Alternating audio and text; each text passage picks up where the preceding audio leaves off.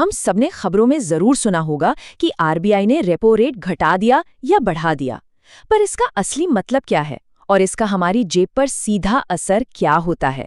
तो चलिए आज आरबीआई की इस मौद्रिक नीति के ताले को खोलते हैं और देखते हैं कि कैसे ये हमारी पूरी आर्थिक जिंदगी को कंट्रोल करती है। कभी टमाटर 100 रुपए किलो हो जाता है तो कभी प्याज के दाम आसमान छूने लगते हैं।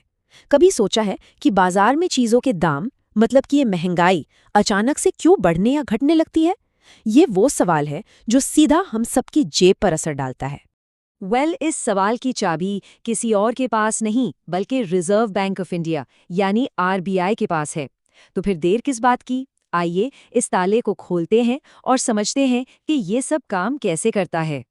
तो सबसे पहला और बड़ा सवाल, महंगाई का ये जो रिमोट कंट्रोल है वो आखिर किसके पास है? जवाब है आरबीआई। और उसके पास कुछ ऐसे जबरदस्त हथियार है जिनसे वो जब चाहे महंगाई को बढ़ा सकती है और जब चाहे घटा भी सकती है। अच्छा, अब एक सवाल जो सबके मन में आता है कि भाई आरबीआई के पास तो नोट छापने की मशीन है, तो वो ढेर सारे नोट छापकर सबकी गरीबी दूर क्यों नहीं कर देती?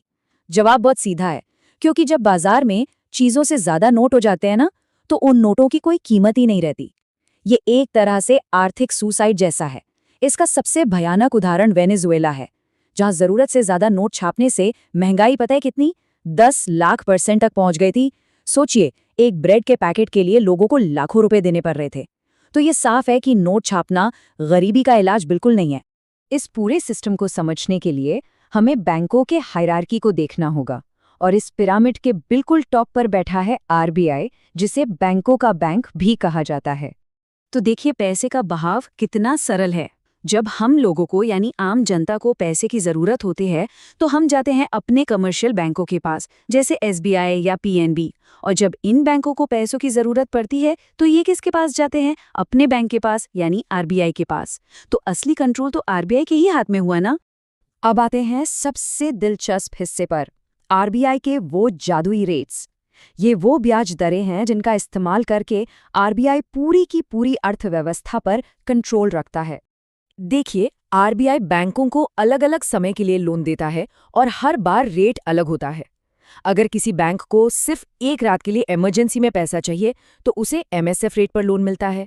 2 से 14 दिनों के लिए चाहिए तो रेपो रेट पर, और अगर इससे भी ज्यादा लंबे समय के लिए चाहिए तो बैंक रेट पर। इन सब में जो सबसे ज्यादा इस्तेमाल होता है वो है रेपो रेट। तो ये रेपो रेट आखिर है क्या भला? आसान भाषा में कहें तो ये वो ब्याज दर है जिस पर आरबीआई कमर्शियल बैंकों को शॉर्ट टर्म के लिए कर्ज देता है।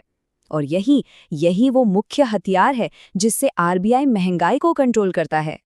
ठीक है, तो आरबीआई ने बैंकों को कर्ज दे दिया, लेकिन इसका असर हम तक कैसे पहुंचता है? चलिए अब इस पूरी कड़ी को जोड़कर देखते हैं। इस सोर्स में एक बड़ी ही दिलचस्प बात कही गई है, जेब में जो कैश पैसा है वही बर्बादी की जड़ है। इसका मतलब क्या है?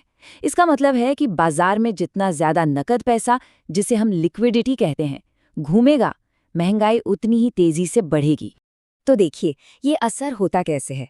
कहानी का पहला स्टेप, जब आरबीआई रेपो रेट कम करता है तो बैंकों को आरबीआई से कर्ज सस्ता मिलता है, और जब रेपो रेट ज्यादा होता है तो बैंकों के लिए कर्ज लेना महंगा हो जाता है।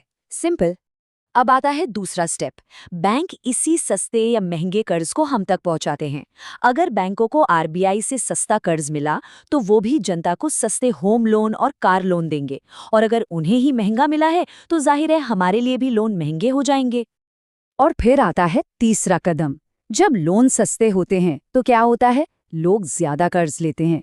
इससे बाजार में कैश का फ्लो यानी लिक्विडिटी बढ़ जाती है, और जब लोन महंगे होते हैं तो लोग कम कर्ज लेते हैं। नतीजा, बाजार में पैसा कम हो जाता है। इसका सीधा असर हमारी खरीदारी पर पड़ता है। जब जेब में ज्यादा पैसा होता है तो लोग खर्च भी ज्यादा करते हैं, जिससे चीजों की डिमांड बढ़ जाती है। जरा सोचिए, किसी को अभी अभी लोन मिला है, वो मिठाई की दुकान पर जाकर दाम नहीं पूछेगा, सीधा कहेगा 1 किलो पैक कर दो। इसी से दाम बढ़ते हैं। और जब पैसा कम होता है तो लोग खर्च भी कम करते हैं और डिमांड घट जाती है। और ये रहा आखिरी नतीजा, जब डिमांड ज्यादा होती है तो दुकानदार दाम बढ़ा देते हैं और बूम, महंगाई बढ़ जाती है। और जब डिमांड कम होती है तो उन्हें दाम घटाने पड़ते हैं और महंगाई काबू में आ जाती है। तो देखा कैसे आरबीआई अपने ऑफिस में बैठकर सिर्फ एक रेट बदलता है और उसका असर सब्जी मंडी तक पहुंच जाता है। लेकिन रुकिए, रेपो रेट के अलावा भी आरबीआई के तरकश में कुछ और मजबूत तीर हैं। ये बैंकों पर सीधी लगाम कसने के तरीके हैं। देखिए, अगर किसी बैंक के पास 100 रुपये जमा होते हैं तो वो पूरे के पूरे 100 रुपये लोन में नहीं बांट सकता।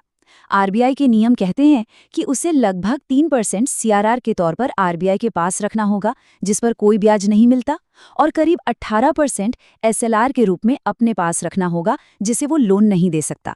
इसका मतलब बैंक सिर्फ बचे हुए 89 रुपये ही लोन के तौर पर दे सकता है। इसका मतलब समझे? मतलब सीधा सा है कि आरबीआई ने लगभग 21% पैसा बाजार में आने से पहले ही रोक दिया।